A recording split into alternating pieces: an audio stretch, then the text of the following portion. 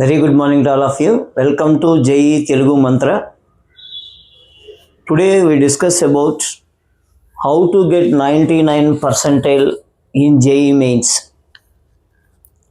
చాలా మంది అడుగుతున్నారు, అసలు మనం 99 పర్సెంటైల్ రావాలంటే మనం ఏం చేయాలి, ఎలా ప్రిపేర్ అవ్వాలి, ఏ చాప్టర్స్కి మనం ఎక్కువ ఇంపార్టెన్స్ ఇవ్వాలి అనేటువంటి సందేహాలు అందరికీ వస్తున్నాయి.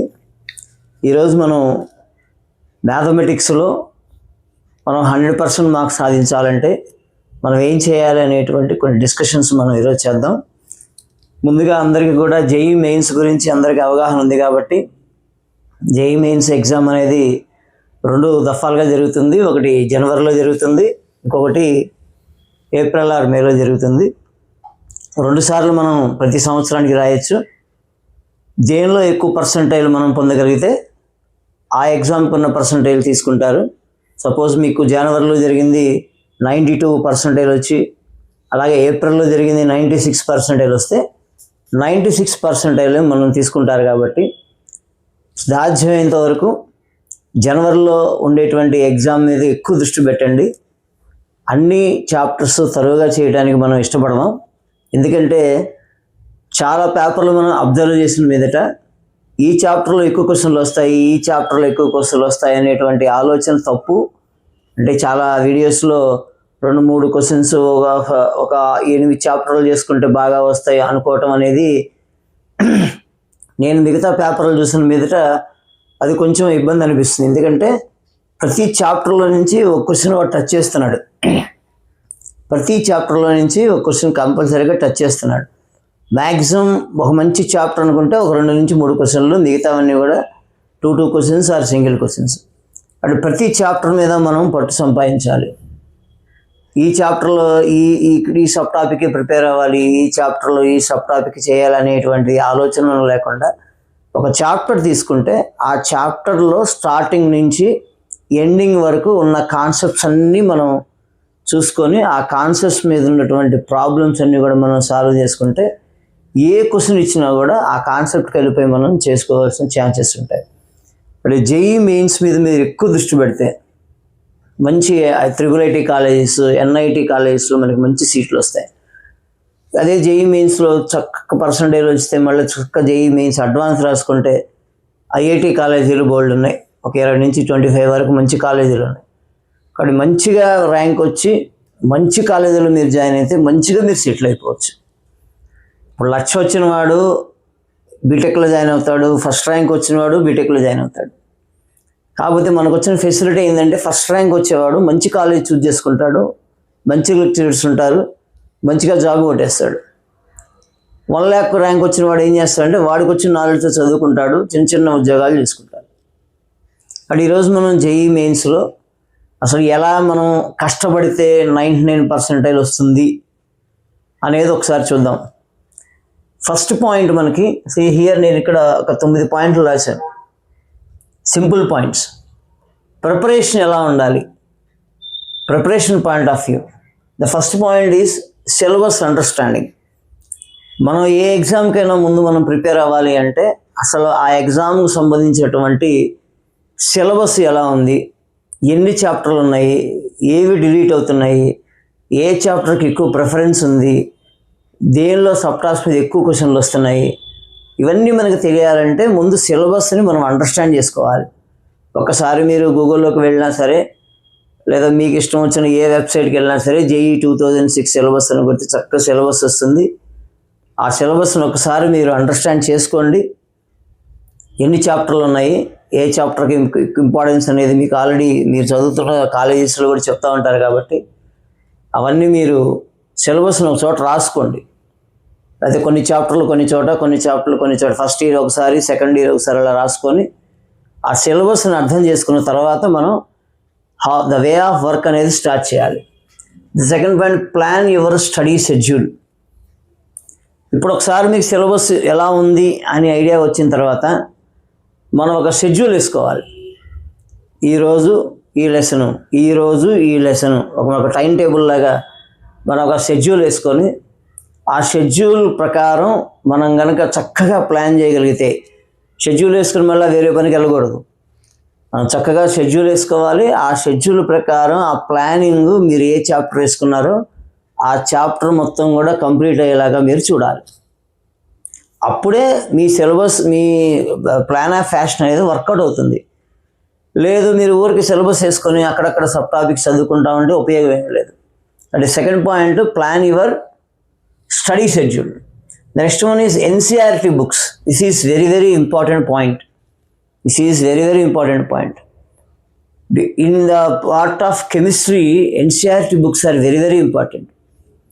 NCERT బుక్స్లో నుంచి కెమిస్ట్రీ బిట్లు చాలా వస్తాయి. ఇప్పుడు కూడా చాలామంది సింగిల్గా ఉండేటువంటి కెమిస్ట్రీ బుక్స్ NCERT కొనుక్కొని, ఎందుకంటే థియరీ NCERT బుక్స్లో బాగుంటుంది. కెమిస్ట్రీ దాదాపు మనకి 50% థియరీ ఉంటుంది, 50% ఆర్గానిక్ ఇన్ఆర్గానిక్స్ అన్నీ ఉంటాయి. కాబట్టి ఈ థియరీ కోసం ఎక్కువ మంది NCERT బుక్స్ని కెమిస్ట్రీకి వాడుతూ ఉంటారు. మన మ్యాథమెటిక్స్కి వచ్చేసరికల్లా మ్యాథమెటిక్స్ ఫిజిక్స్లో NCERT బుక్స్ ఫార్ములాస్కి బాగా ఉపయోగపడతాయి. ఈ ఫార్ములాస్లో ఎక్కువ ఫార్ములాస్ అన్నీ NCERT బుక్స్లో అన్నీ ఒక చోట చేర్చి చక్కగా ఇస్తారు. అటు NCERT బుక్స్ IITకి చాలా ప్రిఫరెన్స్ ఇస్తారు. ఎందుకంటే ఆ నార్త్ వైపు అటువైపు పోయే వాళ్ళందరూ కూడా ఏంటంటే NCERT బుక్స్ ఎక్కువ వాడతారు. CBSE కానీ మనకి ICSE బుక్స్ కానీ అన్నీ కూడా మనకి NCERT బుక్స్ నుంచి వస్తాయి. కాబట్టి కంపల్సరీగా NCERT బుక్స్ని యూజ్ చేస్తారు. దీనిలో ఈ 3 MPCలో మనకి కెమిస్ట్రీ అనేది NCERT నుంచి ఎక్కువ వస్తాయి. మ్యాథమెటిక్స్ అండ్ ఫిజిక్స్ ఏంటంటే ఫార్ములా బేస్డ్గా మనం NCERT బుక్స్ని ఎక్కువగా యూజ్ చేసుకోవచ్చు. And next third one, reference books. చాలామంది ఎక్కువ రెఫరెన్స్ బుక్స్ కొనుక్కొని ఎక్కువ టెన్షన్ పడుతూ ఈ ప్రాబ్లం రాలేదు, నాకు ఈ ప్రాబ్లం రాలేదు అని టెన్షన్ పడుతూ ఉంటారు. రెఫరెన్స్ బుక్స్ ఏదైనా ఒక్కటే చూజ్ చేసుకోండి.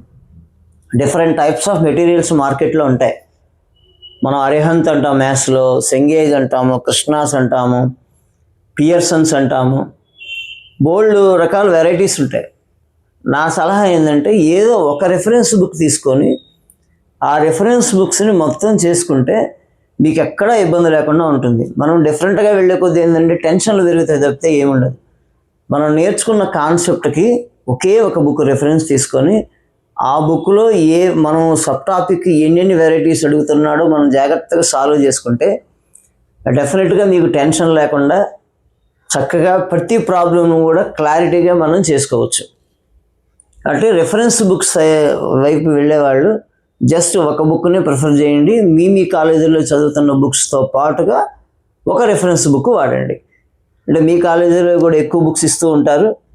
దానికి అనుగుణంగా ఉండే ప్రాబ్లమ్స్ అన్ని రెఫరెన్స్ బుక్స్లో మీరు సాల్వ్ చేయగలిగితే ఆ సేమ్ డే మీకు ఏ డౌట్స్ ఉన్నా కూడా క్లారిఫికేషన్ వచ్చేస్తుంది. And the next point is prepare short notes. This is also very important. మనం ప్రిపరేషన్ అయ్యేటప్పుడు ఒక పక్కన ఒక వైట్ నోట్స్ పెట్టుకొని షార్ట్ నోట్స్ ఒకటి తయారు చేసుకుంటూ ఉండాలి. ఒక సబ్ టాపిక్ తీసుకున్నాం, ఆ సబ్ టాపిక్లో ఉండేటువంటి ఫార్ములాలు, ఆ సబ్ టాపిక్లో ఉండేటువంటి డెఫినిషన్స్ కానీ కొన్ని కండిషన్స్ కానీ ఇవన్నీ కూడా మనం ఒక నోట్స్ ప్రిపేర్ చేసుకుంటే డౌట్ వచ్చినప్పుడు ఒక్కసారి మళ్ళీ ఆ బుక్ జోలికి వెళ్తే ఆ చాప్టర్ దగ్గర మనం రాసుకున్న పాయింట్లన్నీ ఒకసారి మనకి మెమరీలోకి వస్తాయి. ఎందుకంటే అందరూ కూడా ఏకసంతగ్రాహులు కాదు, మనం ఎంత వర్క్ చేస్తే అంత బెటర్. బట్ బాగా వర్క్ చేయాలి అని అంటే షార్ట్ నోట్స్ అనేది చాలా చాలా ఇంపార్టెంట్. ఒక్కొక్క చాప్టర్ వైజ్గా నీట్గా పాయింట్స్ రాసుకుంటూ ఉంటే మహా అయితే 15 to 20 చాప్టర్స్ ఉంటాయి, అంతకన్నా ఎక్కువే ఉండవు. అవి తీసుకొని రోజుకి ఒకసారి మనం ఒక టైం టేబుల్ వేసుకొని 1 hour షార్ట్ నోట్స్ పెట్టుకొని మిగతా 1 or 2 hours మనం ప్రాక్టీస్ సెషన్స్ పెట్టుకుంటే ఈ షార్ట్ నోట్స్లో ఎప్పుడు డౌట్ వచ్చినా సరే వెరిఫికేషన్కి మనకి ఈజీగా ఉంటుంది. అది ఏ సబ్జెక్ట్ అయినా, మ్యాథ్స్ అయినా, ఫిజిక్స్ అయినా, కెమిస్ట్రీ అయినా షార్ట్ నోట్స్ అనేది చాలా ఇంపార్టెంట్. మనం ఎట్లా అయితే క్లాసెస్లో రన్నింగ్ నోట్స్ రాస్తామో అలాగే మనం ప్రిపేర్ చేసేటప్పుడు షార్ట్ నోట్ అనేది చాలా ఇంపార్టెంట్. ఈ షార్ట్ నోటే మనకి 70 to 80% పనికొస్తుంది.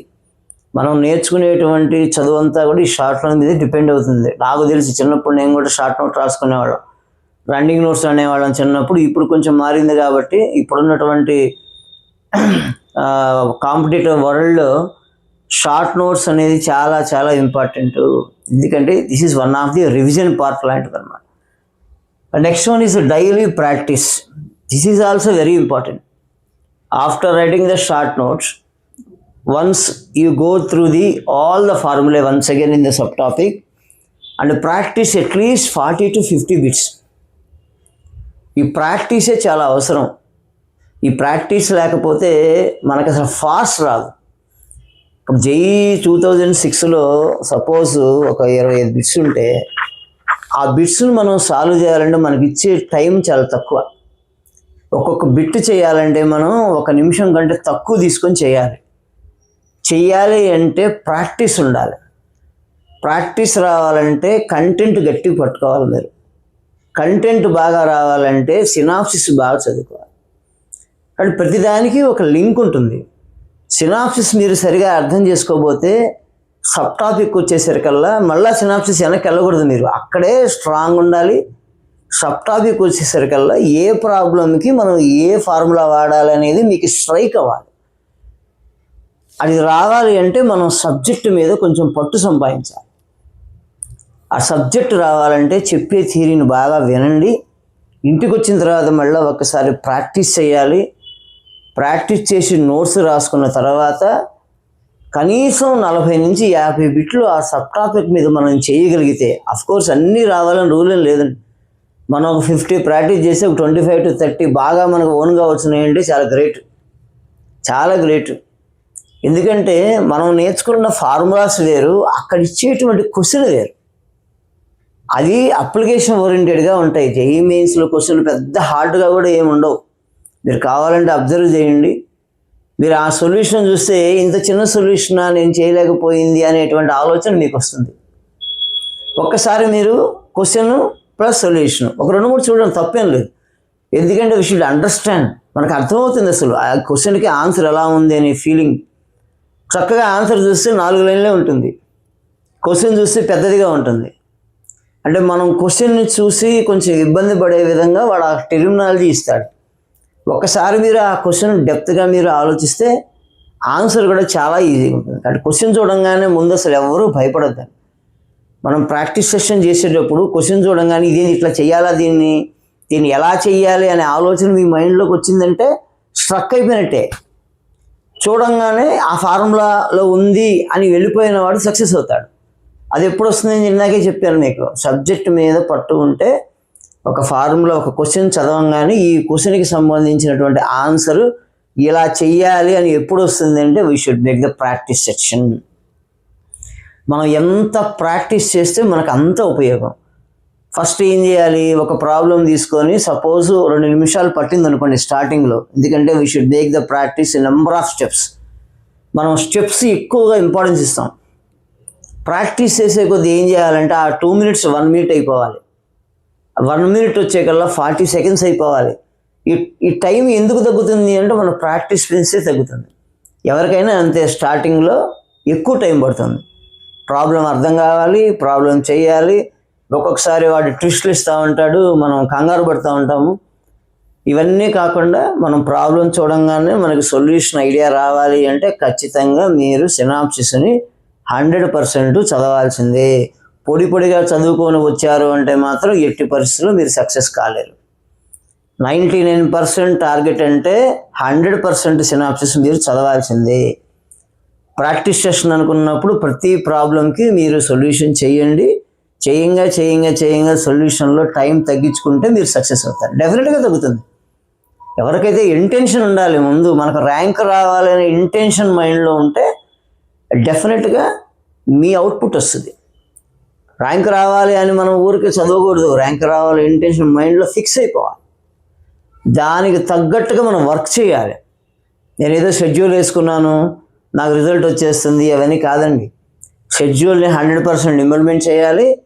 ఇంప్లిమెంటేషన్లో ఫాల్ట్ ఉంటే ఎప్పటికప్పుడు మనం రికవరీ చేసుకోవాలి. డౌట్స్ ఏమైనా ఉంటే క్లారిఫై చేసుకుంటూ ఉండాలి. ప్రాక్టీస్ ఎక్కువ చేయాలి. ఎంత ప్రాక్టీస్ చేస్తే మీకు అంత పర్సంటేజ్ పెరుగుతుంది. అంటే అన్ని డౌట్స్ క్లారిఫై అయిపోతాయి. ఎప్పుడు డౌట్లు వస్తాయి మీకంటే మనం ప్రాక్టీస్ చేస్తేనే వస్తాయి, లేకపోతే మీకు డౌట్స్ రావు. టీచర్ చెప్పింది మనం వింటూ ఉంటాం, భలే ఉంది అనుకుంటాం అంతే. ఒక్కసారి మీరు ఇంప్లిమెంటేషన్లోకి వచ్చేస్తే అసలు టీచర్ చెప్పిన దానికి ఇంప్లిమెంటేషన్కి సంబంధమే ఉండదు. టీచర్ ఏం చెప్తాడు, కంటెంట్ చెప్తాడు, థియరీ చెప్తారు. అది మీరు అప్లికేషన్గా ఇక్కడ అప్లై చేయాలి. అప్లై చేయాలంటే ప్రాక్టీస్ ఉండాలి. టీచర్ చెప్పేటప్పుడు కూడా 2-3 కాన్సెప్ట్లు ఈజీగా చెప్పేస్తారు, ఆన్సర్ వచ్చేస్తుంది. మరి అదే క్వశ్చన్ మీకు ఎగ్జామ్లో రాదుగా. ఎగ్జామ్లో అదే రకమైన క్వశ్చన్ వచ్చినప్పుడు 2-3 అప్లికేషన్స్ ఉన్నప్పుడు మన టాలెంట్ ఉపయోగించాలి. ఏదైనా మన కృషి, మన ప్రాక్టీస్ ఎక్కువ ఉంటే కావాలంటే డిఫరెంట్ ప్రాక్టీస్ బుక్స్ ఉంటాయి, మీరు తీసుకోండి. ఎప్పుడు ప్రాక్టీస్ చేయాలి అంటే టాపిక్ మీద పట్టు బాగా ఉన్నప్పుడు మీరు ప్రాక్టీస్ చేయండి. మీకు కూడా కాలేజెస్లో different types of practice exams పెడతా ఉంటారు, అవి కూడా మీరు చాయిస్ తీసుకోండి. డిఫరెంట్ బుక్స్ ప్రాక్టీస్ సెషన్ కొనుక్కున్న ఇబ్బంది ఏమీ లేదు. బట్ ప్రిపరేషన్ మాత్రం ఒకటే బుక్ ఫాలో అవ్వండి. ప్రాక్టీస్ బిట్స్ మాత్రం మీరు ఎన్ని రకాలుగా ఫాలో అవ్వచ్చు. ఎందుకంటే ప్రాబ్లం వెరైటీగా ఉన్నప్పుడు మనం ఎలా చేయాలి అనే ఆలోచన మనకు రావాలి. ఆ థాట్ కోసమే మనం ఎక్కువ ప్రాక్టీస్ చేయాలి. కాబట్టి ఈ పాయింట్ మీద ఎక్కువ దృష్టి పెట్టండి. Next attempt mark test. ఇప్పుడు మనం చెప్పింది ప్రాక్టీస్ బాగా చేసిన తర్వాత ఒక టెస్ట్ తీసుకోవాలి. మార్క్ టెస్ట్లు ఉంటాయి మనకి, అయితే డిఫరెంట్ టైప్స్ ఆఫ్ ప్రాక్టీస్ టెస్ట్లు ఉంటాయి, లేదంటే మోడల్ పేపర్స్ ఉంటాయి మార్కెట్స్లో. మోడల్ పేపర్స్ ఎప్పుడు చేయాలి, ఈ మార్క్ టెస్ట్లు ఎప్పుడు చేయాలి అంటే అంతా అయిపోయి ఇక నాకు ఈ చాప్టర్ మీద చాలా పట్టు వచ్చింది, ఇక నాకు ఇబ్బంది లేదు. ఇప్పుడు సపోజ్ ఫంక్షన్సే తీసుకున్నాం. ఫంక్షన్స్ అనే టాపిక్లో నాకు డొమైన్స్ అండ్ రేంజెస్ కానివ్వండి, లేకపోతే ఆన్టు ఇంటూ ఫంక్షన్స్ కానివ్వండి, వేదికర మెథడ్స్ కానివ్వండి, ఎన్నైనా అన్నీ చేసి ఇది నాకు పర్ఫెక్ట్ 100% ఈ టాపిక్ నాకు బాగా వచ్చు అనుకున్నప్పుడు మీరు మార్క్ టెస్ట్లోకి వెళ్ళాలి. లేదా ఊరికే ఏమి సబ్జెక్ట్ రాకుండా టెస్టులు రాసుకుంటూ సగం బిట్లు రాసి సగం బిట్లు రావట్లేదు అనుకుంటే కంటెంట్ లేకుండా మీరు మార్క్ టెస్టులు రాయకూడదండి. మార్క్ టెస్ట్ ఎప్పుడు రాయాలి అంటే 100% ఆ టాపిక్ మీద మనకి ఆలోచన ఉన్నప్పుడు, ఓకే ఇది అయిపోయింది ఇంకో చాప్టర్ మీద వెళ్ళొచ్చు అనుకున్నప్పుడు చక్కగా మార్క్ టెస్ట్ రాసుకోండి. ఆ మార్క్ టెస్ట్లో ఎన్ని తప్పులు ఉన్నాయి ఎన్ని రైట్లు ఉన్నాయి చెక్ చేసుకొని తప్పులు పోయినటువంటి బిట్స్ని మళ్ళీ మీరు ఒక్కసారి ప్రాక్టీస్ చేసి టైం ఉన్నప్పుడు మళ్ళీ ఒకసారి దాన్ని చూసుకుంటే ఇంక మీరు మర్చిపోవడానికి ఛాన్సే లేదు.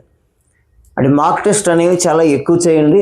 మోడల్ పేపర్స్ మార్కెట్లో దొరుకుతాయి, చాప్టర్ వైజ్గా దొరుకుతాయి, అట్ ద సేమ్ టైం మనకి ఓవరాల్ కూడా దొరుకుతాయి. ముందు చాప్టర్ వైజ్గా ప్రాక్టీస్ చేయండి, ఆ తర్వాత మనం ఓవరాల్ మీద మనం ఎక్కువ దృష్టి పెట్టచ్చు. ఓవరాల్గా మనం ఎగ్జామ్ రాయాలి అనుకుంటే చాప్టర్ నుంచి 1 or 2 వస్తాయి.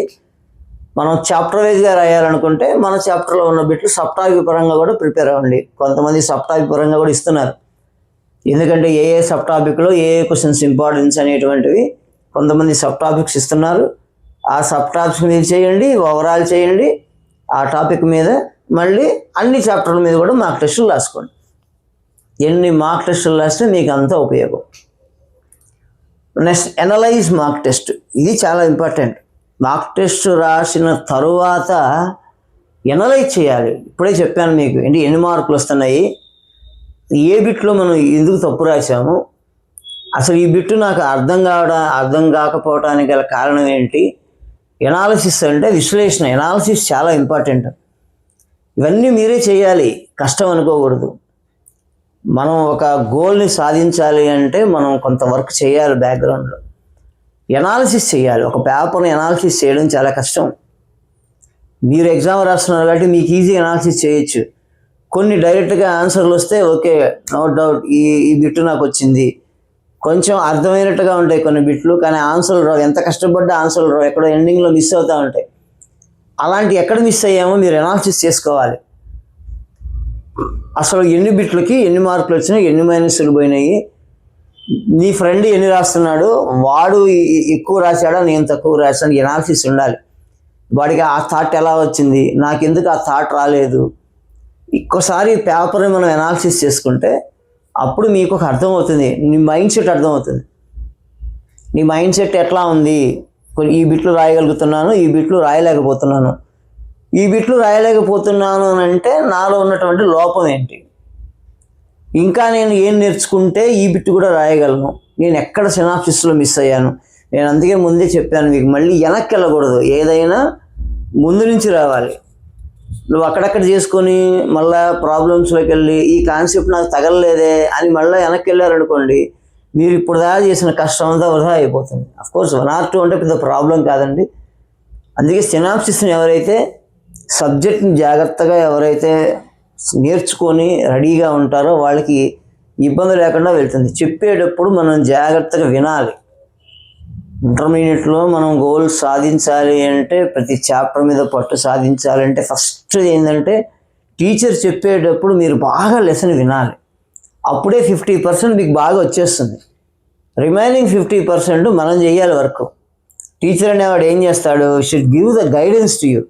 ఇదిగో నాయన ఇలా చేస్తే వస్తుంది, ఈ చాప్టర్లు చేస్తే బాగా వస్తాయి, లాస్ట్ ఇయర్ ఈ చాప్టర్ నుంచి మంచి క్వశ్చన్స్ ఇచ్చారు కాబట్టి మీరు ఈ చాప్టర్ ఎక్కువ వర్క్ చేయండి అంటారు. కానీ అన్నీ మిగతావి వదిలేయమని కదా వాళ్ళ ఉద్దేశం.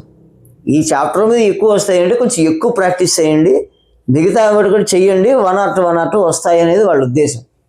అంతేగాని మీరు ఎన్ని యూట్యూబ్లు ఎన్ని చూసినా కూడా వాళ్ళు ఈ 6 చాప్టర్లు చేయండి 7 చాప్టర్లు చేయండి అని ఇచ్చినా కూడా దయచేసి మీరు ఏం చేస్తారు, దాని మీద కొంచెం ఉన్నదానికంటే ఒక 1% ఎక్కువ వర్క్ చేయండి, మిగతా వాటి మీద వర్క్ చేయాలి. ఎందుకంటే 100% రావాలంటే అన్ని చాప్టర్లు ఇంపార్టెంటే. కాబట్టి ప్రతి చాప్టర్ మీద మనం పట్టు సంపాదించాలి. కాబట్టి ఈ అనాలిసిస్ అనేది చాలా ఇంపార్టెంట్. అనాలిసిస్ అనేది కంపారిజన్ చేసుకోండి కానీ టెన్షన్ పడకూడదు. కంపారిజన్ కూడా ఉండాలి. కంపారిజన్ లేకపోతే మనకు ఎట్లా తెలుస్తుంది? నీ ఫ్రెండ్స్ ఉంటారు, వాళ్ళకి ఎన్ని వస్తున్నాయి, ఫిజిక్స్లో ఎన్ని వచ్చినాయి, మ్యాథ్స్లో ఎన్ని వచ్చినాయి, కెమిస్ట్రీలో ఎన్ని వచ్చినాయి, అలానే పక్క ఫ్రెండ్ కనుక్కోవాలి. కనుక్కొని టెన్షన్ పడకూడదు. వాడు ఎక్కడ ప్లస్ ఉన్నాడు, మరి ఇది ఎలా చేసావు అంటే వాడి ఐడియాలజీ చెప్తాడు. Group discussion is also very important. 2-3 friends ఉన్నప్పుడు గ్రూప్ డిస్కషన్ చేయాలి. ఇలాంటి కాంపిటేటివ్ ఎగ్జామ్స్లో కంపల్సరీగా డిస్కషన్ అనేది ఉండాలి. ఎందుకంటే నాకు ఒక ఐడియా ఉంటుంది, అతనికి ఒక ఐడియా ఉంటుంది, అతను షార్ట్ కట్స్ బాగా చేయగలుగుతున్నాడు, నేను ప్రాక్టీస్ మీద 4 స్టెప్పులు ఎక్కువ వేస్తున్నాను, పక్కన వ్యక్తి ఈజీగా చూడంగానే ఆన్సర్ చెప్తున్నాడు. ఇది ఎలా పాసిబుల్ అనేది మన నలుగురితో మనం కూర్చొని డిస్కషన్ చేస్తే కొన్ని ఐడియాలు మీకు కూడా వస్తాయి. ఒక ప్రాబ్లంని ఎంతవరకు మనం సాల్వ్ చేయగలము, ఏ టైంలో సాల్వ్ చేయగలము అనే కాన్సెప్ట్ కూడా మనం నేర్చుకోవాలి. ప్రాబ్లం రావడం ఇంపార్టెంట్ కాదు, దాన్ని ఎంత తక్కువ టైంలో చేసామనేది ఇంపార్టెంట్. అందుకే లాస్ట్ పాయింట్లో అదే పెట్టాను నేను, time management. Time management is very very very very important. అదేంటి సార్ 15 క్వశ్చన్లు 20 క్వశ్చన్లు రాయలేకపోతున్నాను, నేను దానిలో 10 క్వశ్చన్లే రాయగలుగుతున్నాను, మిగతా 6 వదిలేసాను 7 వదిలేసాను అని చెప్తుంటారు మీరు. ఎందుకు వదిలేయాలి?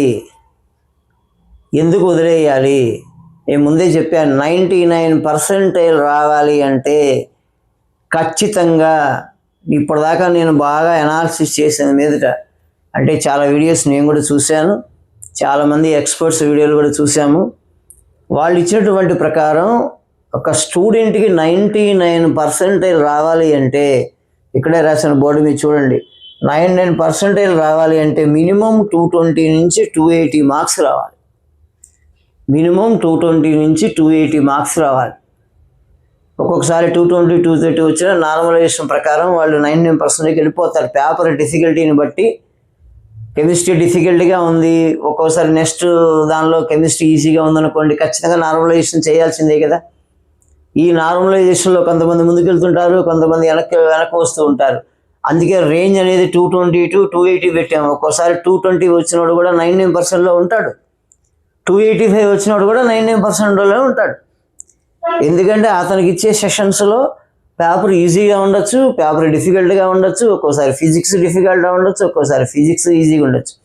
కాబట్టి ఒక స్టూడెంట్ ఎంపీసీలో ఏది చూజ్ చేసుకోవాలి ఎగ్జామ్ రాయటానికి అనేది కూడా చాలా ఇంపార్టెంట్. ఒకటి కెమిస్ట్రీ బాగా ఈజీగా ఉంటుంది, కెమిస్ట్రీ స్టార్ట్ చేస్తాడు ముందుగా. ఒకళ్ళు ఫిజిక్స్ టచ్ చేద్దాం అనుకుంటారు, బాగా ఫిజిక్స్ మీద పట్టున్న వాడు టచ్ చేయొచ్చు, నార్మల్గా ఉన్నాడు ఫిజిక్స్ టచ్ చేస్తే సగం టైం అక్కడే అయిపోతుంది. కొంతమంది మ్యాథ్స్ ఈజీగా ఉంటుందని మ్యాథ్స్ స్టార్ట్ చేస్తారు. The choosing of this subject is also very very important while writing JEE 2026. చాలా ఇంపార్టెంట్ అది. ఎంపీసీలో స్ట్రాంగ్ ఉండేవాళ్ళు ఒక్కొక్క సబ్జెక్ట్లో ఒకళ్ళు ఉంటారు, మనం చెప్పలేము, అది వాళ్ళ యొక్క నాలెడ్జ్ని బట్టి ఉంటారు. కాబట్టి నార్మలైజేషన్ ఉంది కాబట్టి మనకు ఉండేటువంటి రేంజ్ 99% రావాలి అంటే 220 to 280 మార్క్స్ మనం ఖచ్చితంగా తీసుకురావాలంటే మీరు ఈ పాయింట్స్ అన్నీ కూడా జాగ్రత్తగా వర్కౌట్ చేయాలి. ప్రతి చాప్టర్ మీద మనం ఎక్కువ దృష్టి పెట్టాలి. ఒక క్వశ్చన్ ఇచ్చినా సరే ఆ క్వశ్చన్ మనం సాల్వ్ చేయాలి. చాలామంది ఏమనుకుంటారంటే, నేను చాలామందితో డిస్కస్ చేశాను, నేను మ్యాథ్స్ టీచర్ని కాబట్టి, సార్ ఆ చాప్టర్లో ఒక క్వశ్చనే కదా వచ్చేది, దీనిలో 2-3 వస్తున్నాయి కదా, దీని మీద ఎక్కువ దృష్టి పెడదాం అని అంటారు. ఆ ఒక్కటి ఈజీగా వస్తే మీరు ఏం చేస్తారు? కంటెంట్ లేకుండా. అలా ఎప్పుడు అనుకోవద్దండి. ప్రతి చాప్టర్ని మనం చేయాలి, చేసి అన్ని బిట్లు చేయాలనుకోవాలి. మన గోల్ సాధించాలంటే అన్ని బిట్లు చేయాలి. అన్ని బిట్లు చేస్తేనే ఈ స్కోర్ వస్తుంది 222, 280. మార్కులు తెచ్చుకునే వాళ్ళందరూ కష్టపడకుండా ఎలా వస్తారు చెప్పండి? They are doing hard work. ఇంకా నాకు తెలిసి హార్డ్ వర్క్ అంటే స్మార్ట్ వర్కే చేస్తారు వాళ్ళు. షార్ట్ కట్స్ మైండ్లో పెట్టుకుంటారు చేసేటప్పుడే. మీరు అనుకోవచ్చు, ఇవి ఎట్లా చేశారు సార్, 300/300 వచ్చినాయి, చాలామందికి 300/300 వచ్చినాయి, నాకెందుకు రావట్లేదు, అసలు ఎలా వస్తాయి, సాధ్యమైన 300/300 అంటారు.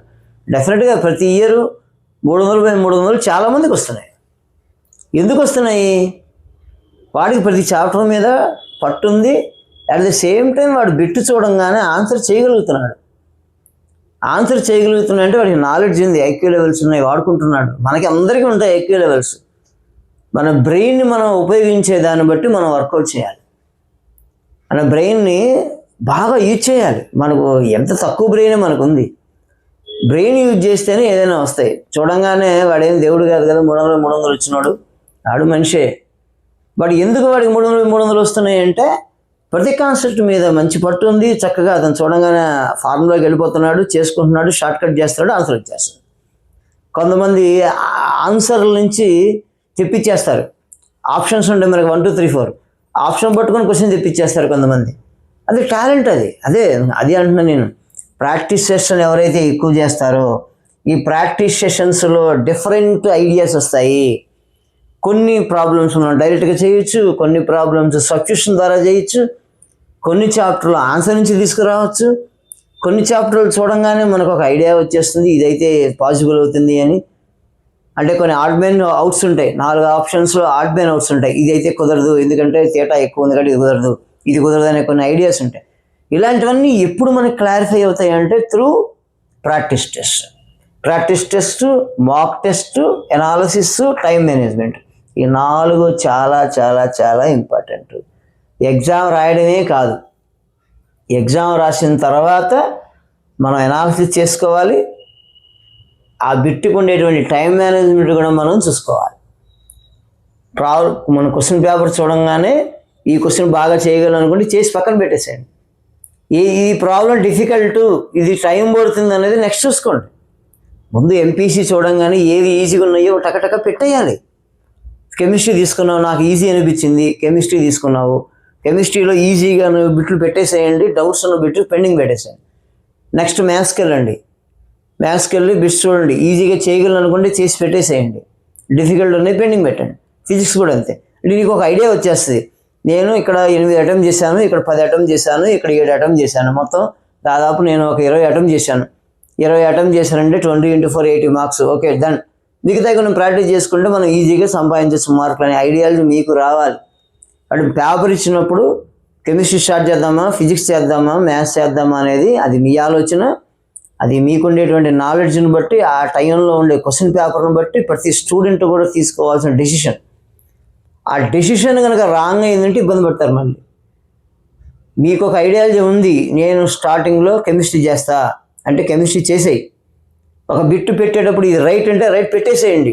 సందిగ్ధంలో ఉండి ఇది పెడదామా అది పెడదామా అని ఆలోచన వస్తే ఖచ్చితంగా రాంగ్ అవుతుంది.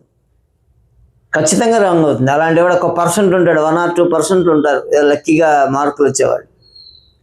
కంపల్సరీగా మీరు అటెంప్ట్ చేసేదే నాకు తెలిసి 50% అటెంప్ట్ చేస్తారు, 50% ఆఫ్ ది స్టూడెంట్స్. కాబట్టి ఆ టైంలో కూడా మనం అన్ని ఆన్సర్లు కరెక్ట్ అవ్వాలి అంటే ముందు బాగా వచ్చినాయి ముందు పెట్టుకొని, డిఫికల్ట్గా ఉన్నాయి తర్వాత చేసుకోండి. కాబట్టి మనం ఎక్కువ 99% సంపాదించాలంటే మినిమం 280 మార్క్స్, మ్యాక్సిమం మినిమం 200, 220. 99.5% సాధించాలంటే 200 to 220 మార్క్స్. 99 చేయాలంటే 180 to 200. 95% రావాలంటే 130 to 150. 90% రావాలంటే 110 to 125. అంటే ఏ పర్సంటేజ్ మనం 90 క్రాస్ అవ్వాలన్నా కూడా మనం వచ్చే మార్కులు మినిమం 125 దాకా ఉండాలి. ఎందుకంటే జేఈఈ మెయిన్స్లో కట్ ఆఫ్ అనేది చాలా ఇంపార్టెంట్. పేపరు అందరూ బాగా రాశారనుకోండి, కట్ ఆఫ్ కూడా పెరుగుతుంది. అప్పుడు ఈ 90% కూడా మీకు పనికిరాదు, ఈ 129 మార్క్స్ కూడా మీకు పనికిరావు. అటు మన టార్గెట్ ఎప్పుడు కూడా ఎలా ఉండాలంటే 180 to 200 టార్గెట్లో పెట్టుకోవాలి. మ్యాక్సిమం 180 to 200 మార్కుల్లో మనం పెట్టుకోగలిగితే బాగా రాసిన వాళ్ళు ఎక్కువ ఉన్నా కూడా మీ కట్ ఆఫ్ కనుక కొంచెం తగ్గుతుంది అంటే మినిమం మీకు 95% రావాలంటే ఎట్లా లేదన్నా 150 మార్క్స్ కన్నా గట్టిగా ట్రై చేయాలి. ఇప్పుడు మంచి కాలేజీలో జాయిన్ అవ్వాలంటే మంచి పర్సంటైల్ రావాల్సిందే. మంచి పర్సంటైల్ వస్తేనే మీకు మంచి కాలేజీ వస్తుంది. IIITలో అయినా కానీ NITలో అయినా కానీ మీరు అడ్వాన్స్ నాకు కొంచెం ఇబ్బంది అనుకున్నా కూడా IIITలో నిట్స్లో రావాలంటే ఎట్టి పరిస్థితుల్లో 95% టు 99% ఖచ్చితంగా ఉండాల్సిందే. దీనిలో ఎవరైనా 98, 99, 99.9 వాళ్ళు JEE అడ్వాన్స్లో క్వాలిఫై వెళ్ళిపోతే మీకే ఛాన్స్ వస్తుంది. ఆ లాస్ట్లో ఉన్న వాళ్ళకే ఛాన్స్ వస్తుంది. ఈ మార్కులో ఉన్నటువంటి 180 to 200 మార్కులు ఉన్న వాళ్ళు 95, 96, 97% వాళ్ళు they are waiting to join in to NITs and IIITs. ఒక్కొక్కసారి 97% వాళ్ళు కూడా JEE అడ్వాన్స్లో ఎక్కువ పెర్ఫామ్ చేయొచ్చు. నాకు తెలిసి 1,50,000 నుంచి 2 lakhs వరకు JEE అడ్వాన్స్ వాళ్ళు పంపిస్తారు, కట్ ఆఫ్ పెడతారు. ఈ 2 lakhs మంది 1,50,000 మంది కూడా ఎగ్జామ్ రాసి మంచి కాలేజీలో జాయిన్ అయ్యే వాళ్ళలో ఈ మిగతా వాళ్ళు కూడా ఉంటారు. కానీ అందరూ 99% వాళ్ళు వెళ్ళరు. మిగతా 97 ఉంటారు, 96 ఉంటారు. వాళ్ళు వెళ్ళిపోతే మీకు నిట్స్ కాలేజీలో కొన్ని వేకెన్సీస్ వస్తాయి, చక్కగా IIITలో కొన్ని వేకెన్సీస్ వస్తాయి. అది ఎట్టి పరిస్థితుల్లో మంచి కాలేజీలో జాయిన్ అవ్వాలి అంటే 96, 97, 98% వెళ్ళాలి. మంచి IIT కాలేజీలు ఒక 20 ఉన్నాయి. గోవా, బాంబే, మనకి బాంబే అయితే మెయిన్ కాలేజ్ అండి. తర్వాత మనకి వెస్ట్ బెంగాల్లో కూడా ఉంది కదా ఒకటి, ఖరగ్పూర్, రూర్కీ, ఇవన్నీ మనకి మంచి కాలేజీలు ఉన్నాయి IITs అడ్వాన్స్ మీద. ఈ అడ్వాన్స్ మీద ఉన్న IIT కాలేజీలో సంపాదించాలంటే ఖచ్చితంగా మీరు అడ్వాన్స్ మంచి మార్కులతో క్వాలిఫై అవ్వాలి. లేకపోయినా కూడా మనం ఇబ్బంది పడాల్సిన ఏం లేదు. నిట్ కాలేజీల్లోనూ IIITలో మంచి కాలేజీలు ఉన్నాయి. ఎక్కడ చదివినా కూడా మంచి జాబ్స్ వస్తాయి. ఎక్కడ చదివినా కూడా మన మైండ్ సెట్ బాగుండాలి. మనం ప్రతి కాన్సెప్ట్ని చదువుకుంటే ఎక్కడైనా ఉద్యోగం సంపాదించవచ్చు. కాబట్టి ఇప్పటిదాకా మనం డిస్కస్ చేసుకున్న పాయింట్స్లో హౌ టు గెట్ 99% అని మనం అనుకున్నప్పుడు ఫస్ట్ ఎగ్జామ్ నుంచి మీరు ప్రారంభించి ఫస్ట్ మళ్ళీ ఒకసారి మనం డిస్కస్ చేసుకుంటే సిలబస్ అండర్స్టాండింగ్ చేసుకోండి. తర్వాత స్టడీ షెడ్యూల్ని ప్లాన్ చేసుకోండి. NCERT బుక్స్ మీద కొంచెం ఎక్కువ దృష్టి పెట్టండి. పర్టికులర్లీ కెమిస్ట్రీ NCERT నుంచి ఎక్కువ బిట్లు వస్తున్నాయండి, నేను చాలా గమనించానండి. ఫిజిక్స్ అండ్ మ్యాథమెటిక్స్కి ఫార్ములా బేస్డ్గా ఉండే బుక్స్ NCERT ఉన్నాయి, దాన్ని చక్కగా వాడుకోండి. రెఫరెన్స్ బుక్స్ వెళ్ళేటప్పుడు సింగిల్ రెఫరెన్స్ బుక్ మాత్రమే 100% చేయండి.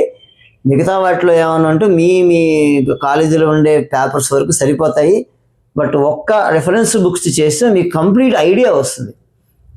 నెక్స్ట్ షార్ట్ నోట్స్ ప్రిపేర్ చేసుకోండి. ప్రిపరేషన్ చేసేటప్పుడు ఖచ్చితంగా షార్ట్ నోట్ ఉండాలి. ఆ తర్వాత ప్రాక్టీస్ బిట్స్ చేయండి. ఎంత ప్రాక్టీస్ చేస్తే మీకు అంత బెనిఫిట్ వస్తుంది. నెక్స్ట్ మార్క్ టెస్ట్, అంత ప్రాక్టీస్ అయిపోయిన తర్వాత మార్క్ టెస్ట్ రాయండి. మార్క్ టెస్ట్లో ఉండే నెగిటివ్స్ పాజిటివ్ అందరూ అర్థం చేసుకోండి. దీని మీద తప్పులు పోయినవి మళ్ళీ ఒకసారి మనం చేసుకుంటే మీకు ఎక్కడ ర్యాంక్స్ పడ్డాయి, మీ ఫార్ములా ఎక్కడ తప్పు అయిందనేది మీకు అర్థమవుతుంది. నెక్స్ట్ ఎనాలిసిస్ చేయండి. ఎగ్జామ్ రాసిన తర్వాత ఎనాలిసిస్ అనేది చాలా ఇంపార్టెంట్. కాబట్టి ఆ ఎనాలిసిస్ కూడా ఎలా చేయాలి అంటే ఎన్ని బిట్లు తప్పులు పోయినాయి, ఎన్ని రాంగ్ పోయినాయి, ఎన్ని నేను అటెంప్ట్ చేయలేదు, అటెంప్ట్ చేయకపోవడానికి కారణాలు ఏంటి కూడా మీరు చక్కగా తెలుసుకుంటే ఆ చాప్టర్ మీద మీకు 100% నాలెడ్జ్ వస్తుంది. నెక్స్ట్ టైం మేనేజ్మెంట్, ఇది చాలా ఇంపార్టెంట్. క్లాక్ ఒకటి పక్కన పెట్టుకోండి. ఒక మ్యాథ్స్ మనం ఒక టెస్ట్ పేపర్ తీసుకున్నప్పుడు ఆ టెస్ట్ పేపర్లో మ్యాథ్స్ని మనం ఎన్ని నిమిషాలు చేయగలుగుతున్నాము, ఫిజిక్స్ని ఎన్ని నిమిషాలు చేయగలుగుతున్నాము, కెమిస్ట్రీ ఎన్ని నిమిషాలు చేయగలుగుతున్నామో చూసుకోండి. మీరు ఎగ్జామ్కి కనుక టైం మేనేజ్మెంట్ చూసుకుంటే ప్రతి ఎగ్జామ్కి ఉండే టైం మేనేజ్మెంట్ తగ్గుతూ రావాలి. ప్రాక్టీస్ ఎంత ఎక్కువైతే టైం మేనేజ్మెంట్ అంత తగ్గుతూ ఉంటుంది. కాబట్టి ప్రాక్టీస్ మీదే డిపెండ్ అయి ఉంటుంది టైం మేనేజ్మెంట్. కాబట్టి ప్రాక్టీస్ మీరు ఎక్కువ చేస్తే టైం తగ్గుతుంటుంది. టైం తగ్గుతుందంటే మీ మార్కులు పెరుగుతుంటాయి. మిగతా క్వశ్చన్ల మీద ఎక్కువ మీరు వర్కౌట్ చేయొచ్చు. ఒకటే క్వశ్చన్ మీద కూర్చొని 5 నిమిషాలు 2 నిమిషాలు సమ్మలు చేస్తే మిగతా క్వశ్చన్ మీద మనకి పట్టు సాధించలేము. ఒక ప్రాబ్లం తీసుకొని దాని సొల్యూషన్ మీరు ఒక పేజీ రాశారనుకోండి, it's a matter of 4 minutes. కానీ 4 minutes మీరు ఒక ప్రాబ్లం చేస్తే మీరు పర్సంటేజ్ సాధించలేరు. కాబట్టి ఒక బిట్కి కనీసం ముందు 1 నిమిషం కంటే తక్కువ ఉండే విధంగా ప్లాన్ చేసుకోవాలి. అందుకే చెప్పాను మీకు, ఈజీ క్వశ్చన్స్ ముందు చేసుకుంటే టైం మీకు కలిసి వస్తుంది. ఈజీ క్వశ్చన్స్ బాగా చేయాలి అంటే ప్రాక్టీస్ మనకు ఎక్కువ ఉండాలి. ఎంత ప్రాక్టీస్ ఎక్కువ ఉంటే చూడంగానే ఆ క్వశ్చన్ వచ్చేస్తుంది. కఠినమైన క్వశ్చన్ల మీద మనం ఎక్కువ దృష్టి పెట్టచ్చు. నాకు తెలిసి కఠినంగా ఉండే బిట్లో నేను ఇప్పటిదాకా పేపర్ వెరిఫై చేసిన మీదట కఠినంగా ఉండేవి అయితే ఏమీ లేవండి. ప్రాబ్లంని ఎవరైతే అర్థం చేసుకొని చేయగలుగుతారో వాళ్ళు సక్సెస్ అవుతున్నారు. మీరు కూర్చొని సినాప్సిస్ లాగా ఒక అరగంట 10 పేజీలు 20 పేజీలు రాసి దాని సొల్యూషన్ రాసి చేసే వాళ్ళకైతే మార్కులు రావట్లేదు. అందుకే మీరు ఏం చేస్తున్నారు, 10 బిట్లు చేస్తున్నారు, 10 బిట్లు వదిలేస్తున్నారు. ఎందుకంటే టైం సరిపోలేదు సార్, చాలా డిఫికల్ట్గా ఉన్నాయి, ప్రొసీజర్ ఎక్కువగా చేస్తున్నాము అనేటువంటి మాటలు నేను వింటున్నాను. అలా ఉండకూడదండి. అందరికీ ఒకటి టైం ఇచ్చినప్పుడు ఒకటికి 300, ఒకటికి 200, ఒకటి 150 ఎలా వస్తాయి చెప్పండి? ఇప్పుడు వాడికి కూడా మీకు కష్టంగా ఉంటే 150, 200 రావాలిగా. అతనికి 300 ఎలా వస్తున్నాయి? అతను ఒక బిట్ని చాలా తక్కువ టైంలో చేయగలుగుతున్నాడు. చూడంగానే కాన్సెప్ట్ ఐడెంటిఫై చేయగలుగుతున్నాడు, చక్కగా సాల్వ్ చేసుకుంటున్నాడు, మార్కులు సంపాదించుకుంటున్నాడు. మరి నువ్వేం చేస్తున్నావు అంటే నీకు వచ్చు సబ్జెక్టు, కానీ the way you prepare, short కట్స్లోకి వెళ్ళాలి. అలాగే ప్రాబ్లంని ఎంత ఈజీగా చేయాలో అంత ఈజీగా నువ్వు చేసుకోవాలి. అలా చేసుకుంటేనే నువ్వు కూడా ఆ పర్సంటేజ్ సాధిస్తావు. కాబట్టి ప్రిపరేషన్ పాయింట్ ఆఫ్ వ్యూలో ఎక్కడా ఇబ్బంది పడకుండా, టెన్షన్ పడకుండా, నాకంటే వాడు బాగా వచ్చాడనే టెన్షన్ ఫీల్ లేకుండా నీ కష్టంని నమ్ముకోవాలి, నీ కాన్సన్ట్రేషన్ నువ్వు తీసుకోవాలి. ఖచ్చితంగా ఎక్కడో వచ్చేట మంచి సీట్ వస్తుంది. దాని మీద మీరు ఒక అవగాహన పెట్టుకోండి. ఎన్ని కాలేజీలు ఉన్నాయి, ఒకసారి మీ గూగుల్లోకి వెళ్తే ఎన్ని కాలేజీలు ఉన్నాయి, ఈ కాలేజీల్లో సీటు లాస్ట్ ఇయర్ ఎంతవరకు వచ్చింది, ఎంత పర్సంటేజ్ వస్తే ఈ కాలేజీలో సీటు వచ్చింది, ఎన్ని మార్కులు వస్తే మనం గెట్ ఆన్ అవ్వగలం అనేది మీరు కూడా ఒక అనాలిసిస్ చేసుకోండి. డిఫరెంట్ టైప్స్ ఆఫ్ వీడియోలు చూడండి, తప్పేం లేదు. ఒక 1/2 అవర్ దాని మీద స్టడీ చేయాలి. చేసి మీరు కూడా ఒక అవగాహన వచ్చిన తర్వాత అప్పుడు ఏ చాప్టర్లు ఏందనేది, ఈ కాలేజీ నీకు ఒక కాలేజీ ఉంటుంది, ముందుగానే అనుకుంటా నేను బాంబేలో ఐఐటీ చేయాలి. బాంబేలో ఐఐటీ చేయాలంటే లాస్ట్ ఇయర్ బాంబేలో ఎంత కట్ ఆఫ్ వచ్చిందో చూసుకోండి, దానికి ఎన్ని మార్కులు రావాలో చూసుకోండి. దాని అనుగుణంగా మనం ఎలా చదవాలనేది మీరు ప్లాన్ చేసుకోండి. బాంబేలో చదవాలి అనుకుంటే సరిపోదు. బాంబేలో చదవాలంటే మనం ఏం చేయాలో కూడా మనం చూసుకోవాలి. ఈ పాయింట్లన్నీ మీకు ఉపయోగపడతాయి. టెస్టులు రాసుకోండి, ప్రాక్టీస్ చేయండి. అన్నీ చేసుకున్న తర్వాత డెఫినెట్గా మీకు సక్సెస్ వస్తుంది. చెప్పాను కదా, మీకు ఉన్నటువంటి మార్క్ అనాలిసిస్ ఇది. ఇక్కడ మేము 90% రాసాం. ఈ 90% అనేది లాస్ట్ ఇయర్ కూడా మనకి 94% దాకా కట్ ఆఫ్ వచ్చింది. కానీ 90 వస్తే నాకు ఉపయోగం అని అనుకోవద్దండి. మ్యాక్సిమం మీ టార్గెట్ 95%, మ్యాక్సిమం 99.9%, మినిమం 95%. ఈ 99, 98, 97 వాళ్ళందరూ ఖచ్చితంగా జేఈ అడ్వాన్స్ సెలెక్ట్ అయ్యి వెళ్ళిపోయేటారు. అప్పుడు మీకు 96, 95 వాళ్ళకి అవకాశం వస్తుంది. దాన్ని బట్టే మీకు ఈ 90% నుంచి 95% పిల్లలు సెలెక్ట్ అవుతారా లేదా అనేది డిపెండ్ అవుతుంది. కాబట్టి పర్సంటైల్ కొంచెం పక్కన పెడితే మార్కులు ఎన్ని రావాలి, ఏ చాప్టర్లో మనం ఎక్కువ కష్టపడాలనేది మీకు ఒక ఐడియా వస్తే then you start the working. Already ఇప్పటికే జనవరిలో మీకు పడిపోయింది, డేట్ కూడా ఇచ్చేశారు. కాబట్టి జనవరి ఇంకెంత ఉంది, మహా అయితే 1 month కూడా లేదు. ఈ 1 monthలో మీరు ఎంతవరకు ఏం నేర్చుకున్నారో చూసుకొని మిగతా కంటెంట్ కూడా నేర్చుకొని ప్రతి చాప్టర్లో మనం అనుగుణంగా వర్క్ చేస్తే డెఫినెట్గా రిజల్ట్ మీదే సొంతం. జేఈ 2006లో ర్యాంక్ మీదే.